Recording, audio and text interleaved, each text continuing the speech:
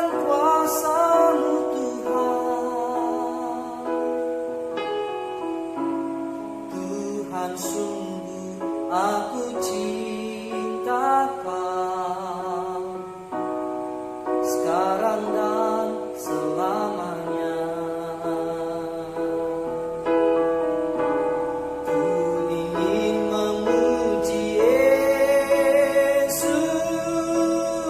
sekarang terus selamanya. Ku serahkan segala khawatir ini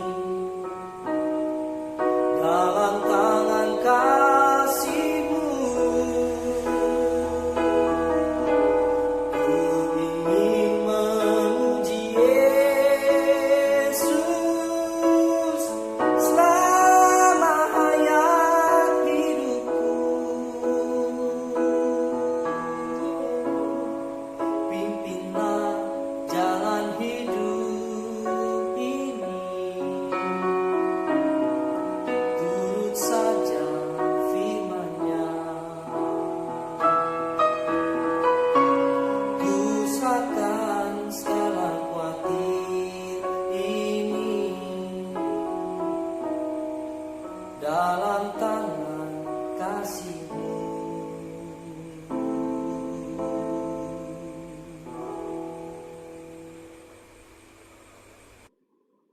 Baik Ibu Bapak dan saudara-saudara yang diberkati oleh Tuhan, pada minggu pertama Prapaskah saat ini kita akan sama-sama diisi melalui pembacaan dan perenungan firman Tuhan.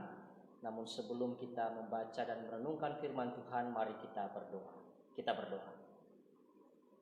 Ya Tuhan Allah kami bersyukur kepadamu boleh menikmati kebersamaan dengan keluarga dalam persekutuan di hari ini, di mana kami semua boleh menikmati sukacita melalui puji-pujian, doa, dan ibadah kami. Dan biarlah ketika kami juga akan merenungkan sabda Tuhan, kami juga dikuasai dengan kuasa Roh Kudus, agar kami mampu melakukan firman-Mu. Kami menjadi pribadi yang rendah hati dan mau melakukannya untuk memuliakan nama Tuhan. Di dalam Kristus Yesus kami berdoa. Amin. Saudara-saudara yang diberkati oleh Tuhan, hari ini pembacaan kita dari Lukas pasal 6 ayat 37 dan ayat 38. Kita buka sama-sama Alkitab kita. Lukas pasal 6 ayat 37 dan ayat 38 yang menyatakan, janganlah kamu menghakimi, maka kamu pun tidak akan dihakimi. Dan janganlah kamu menghukum, maka kamu pun tidak akan dihukum. Ampunilah dan kamu akan diampuni. Berilah dan kamu akan diberi. Suatu takaran yang baik, yang dipadatkan, yang digoncang, dan yang tumpah keluar akan dicurahkan ke dalam ribaanmu. Sebab ukuran yang kamu pakai untuk mengukur akan diukurkan kepadamu. Demikianlah pembacaan yang akan kita renungkan. Saya memberi tema perenungan kita ini dengan judul Yesus Musuh Agama. Yesus Musuh Agama. Suatu kalimat yang menimbulkan pertanyaan besar dalam hati kita. Mengapa Yesus menjadi musuh agama? Nah, Ibu Bapak dan saudara-saudara, saat ini kita memasuki minggu pertama Prapaskah. Itu berarti kita akan mempersiapkan diri untuk mengingat rayakan kembali kematian Yesus dalam Jumat Agung. Kita diantar untuk melihat pribadi Yesus yang dimusuhi dan dihakimi oleh para penguasa dan pemimpin agama. Selama hidupnya Yesus selalu tampil berbeda dari para guru dan imam-imam Yahudi. Di tengah-tengah gaya kepemimpinan yang hanya tahu menggurui, Yesus menunjukkan jati diri pemimpin yang mau belajar. Di tengah-tengah para pemimpin yang hanya menggunakan hukum untuk memberi sanksi kepada yang bersalah, Yesus menggunakan hukum untuk memperbaiki yang salah. Jalan yang dipilih Yesus memang bukanlah jalan umum, sehingga banyak orang menganggap bahwa Yesus menyesatkan. Kaum Farisi dan ahli Taurat sebagai pemegang hukum sepertinya mengabaikan tujuan dari sebuah penghakiman. Jauh sebelum adanya kepemimpinan hakim dalam masyarakat Israel, Musa berperan sebagai hakim. Pada saat itu, hakim tidak saja kemudian berfungsi untuk menegakkan hukum, tetapi juga menyelesaikan sengketa. Tujuannya adalah supaya dapat menciptakan keadilan dan kedamaian bagi mereka yang sedang bersengketa. Fungsi dan tujuan inilah yang diabaikan oleh mereka, sehingga tidak salah jika Yesus ingin mengembalikan fungsi dan tujuan dari penghakiman. Apa sih yang berbeda antara Yesus dengan para ahli Taurat dan kaum Farisi itu? Kita harus mengetahui bahwa ciri penghakiman ala Farisi dan ahli Taurat adalah 1. Menganggap diri benar. 2. Gampang dan mudah menyalahkan orang lain. 3. Mengecam tanpa kasih. 4. Suka membesar-besarkan kesalahan orang lain. Dan yang 5, senang jika orang lain itu bersalah. Seperti yang tertulis dalam Lukas pasal 18 ayat 11, mengatakan bahwa orang Farisi itu berdiri dan berdoa dalam hatinya begini, "Ya Allah, aku mengucap syukur kepadamu karena aku tidak sama seperti orang lain, bukan perampok, bukan orang lalim, bukan pezina, dan bukan juga seperti pemungut cukai." Mereka membuat tempat yang berbeda dan jauh dari orang yang bersalah. Mereka membedakan antara yang benar dan yang salah. Mereka berada di tempat yang berbeda, yang suci dan yang kotor, yang baik dan yang jahat. Sehingga Tuhan pun dipaksa untuk tidak berdiri bersama dengan orang yang berdosa, bersama dengan orang yang salah, bersama dengan orang yang kotor. Tetapi Tuhan dipaksa untuk berdiri bersama orang yang dianggap suci, berdiri bersama orang yang dianggap benar dan baik. Tidak ada pengampunan bagi mereka yang salah. Bagi mereka yang bersalah harus tetap disangsikan, diberikan sanksi. Yesus tentu tidak demikian, Bapak. Ia mengajarkan agar para muridnya mengampuni mereka yang bersalah. Bukan berarti bahwa Yesus membiarkan kesalahan dan dosa itu dilakukan oleh semua orang. Tapi Yesus ingin agar hukuman itu dapat merubah yang salah menjadi yang benar. Seorang pemimpin harus menuntun orang yang salah agar yang bersalah itu sadar dan menjalankan kehidupan dengan benar. Seorang yang disiplin pasti bisa mendisiplinkan orang lain.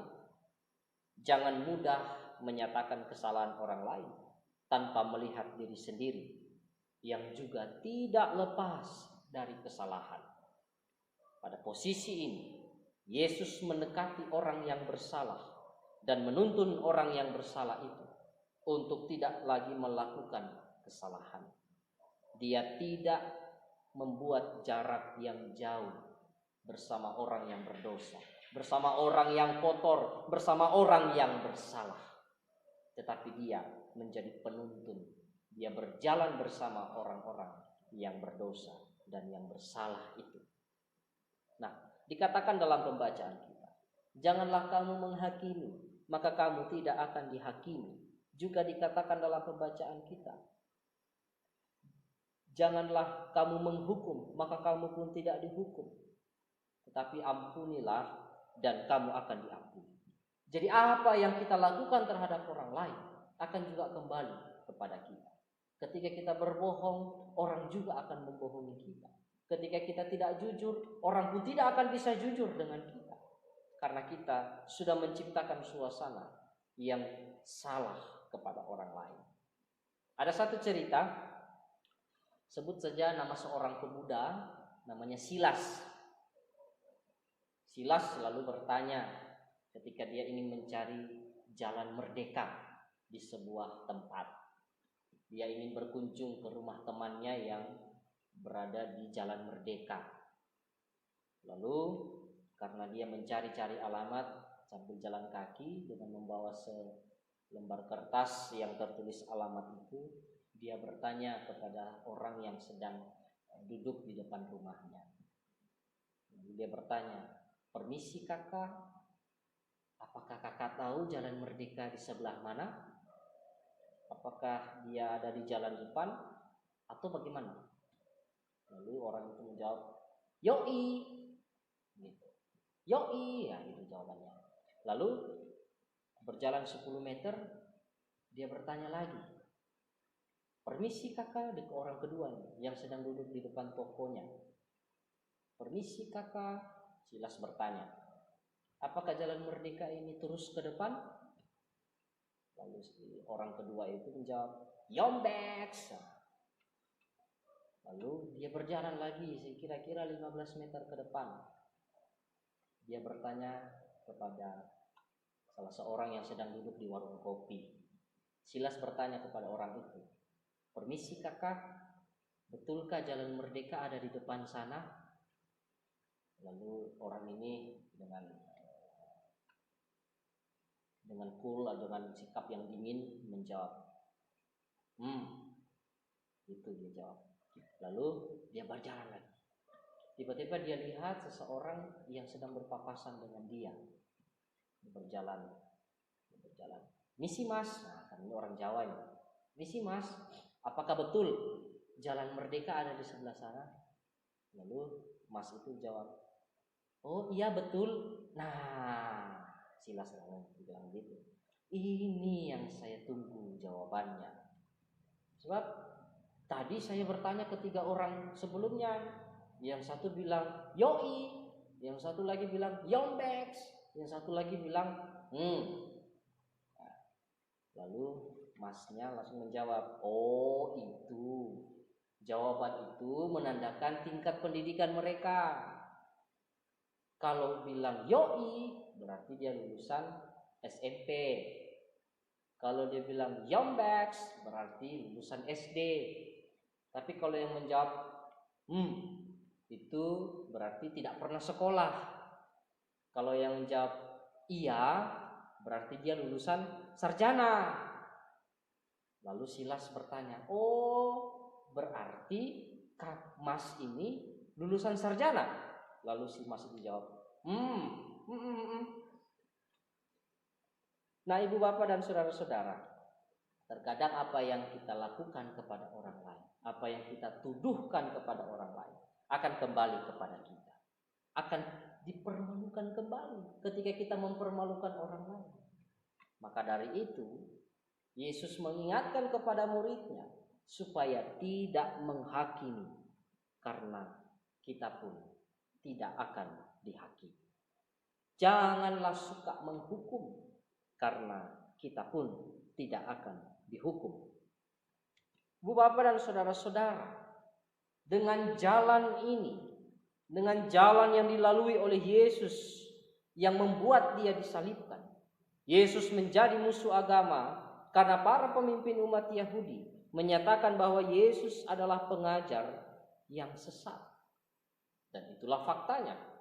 Yesus akan selalu menjadi musuh agama jika agama digunakan untuk menjauhi orang yang bersalah. Hanya melakukan hukuman, memberikan sanksi, hanya menghakimi orang yang salah, tanpa ada tuntunan, tanpa ada teladan yang benar bagi mereka yang bersalah. Selama ini salib dipandang sebagai tempat orang-orang berdosa, sehingga orang-orang berdosa itu harus dibinasakan. Saat Yesus berada di salib itu, semua orang termasuk para muridnya pun menjauhi dia, menyangkal dia, dan secara tidak langsung ikut menyalibkan dia. Tetapi saat ini sebagai umatnya, kita ditarik untuk mendekati salib itu.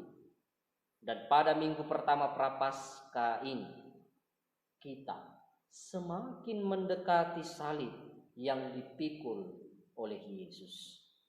Kita akan berjalan bersama Yesus di jalan derita. Biarkanlah mata hati kita melihat salib yang dipikul oleh guru yang sejati, yang menandakan bahwa kita pun harus merasakan derita itu. Melalui firman Tuhan hari ini, mengajarkan kita untuk menjadi pribadi yang mau menegur dengan kasih, yang mendidik orang lain di dalam kebenaran firman Tuhan. Maka jadilah orang tua yang memberi ajaran melalui tindakan yang benar. Tegurlah kesalahan dengan perkataan yang benar, agar firman Tuhan yang ditulis dalam 2 Timotius pasal 3 ayat 16 yang menyatakan, segala tulisan yang diilhamkan Allah memang bermanfaat untuk mengajar, untuk menyatakan kesalahan, untuk memperbaiki kelakuan, dan untuk mendidik orang dalam kebenaran. Firman Tuhan itu dapat digenapi melalui sikap dan teladan kita masing-masing. Sebab walaupun Yesus dianggap musuh oleh mereka yang sok suci, oleh mereka yang sok baik, oleh mereka yang sok benar, kita tetap menjadi orang-orang terdekat Yesus yang mau belajar di dalam kebenaran, yang berusaha untuk menjadi baik dan bersedia menjaga kesucian hati untuk mengampuni orang lain. Oleh karena itu, bagi Anda yang sedang membenci, hapuskanlah kebencian di dalam hatimu dan doakan mereka yang engkau benci. Bagi Anda yang sedang berseteru dengan orang lain, ampunilah agar hubungan saudara kembali terjalin dengan damai.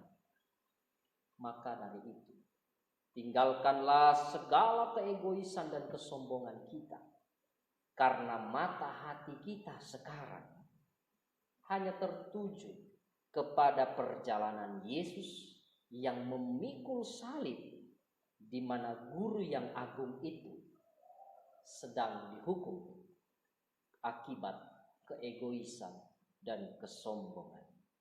Tuhan memberkati. Amin.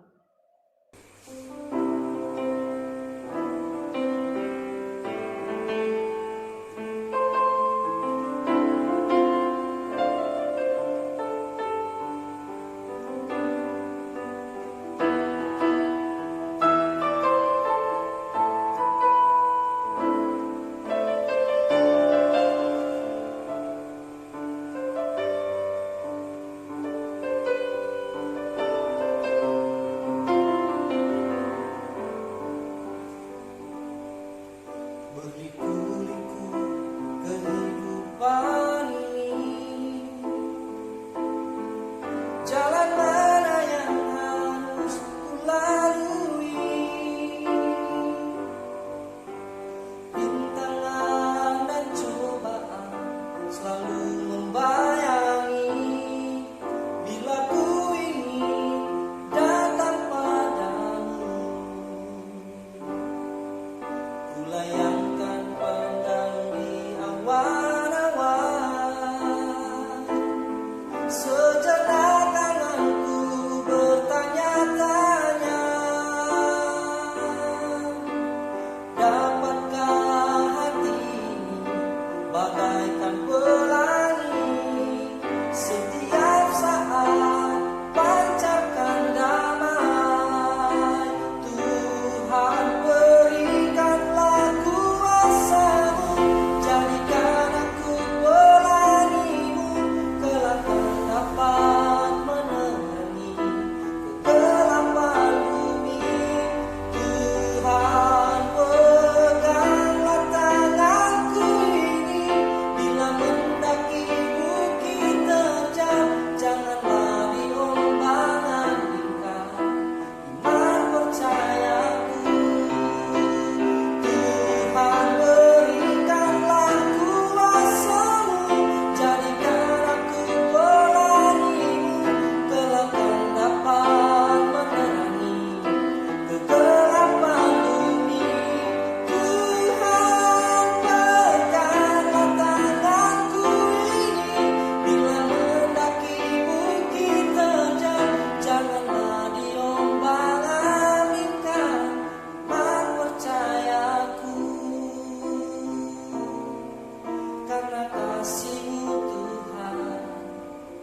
ada pengampunan karena kasih-Mu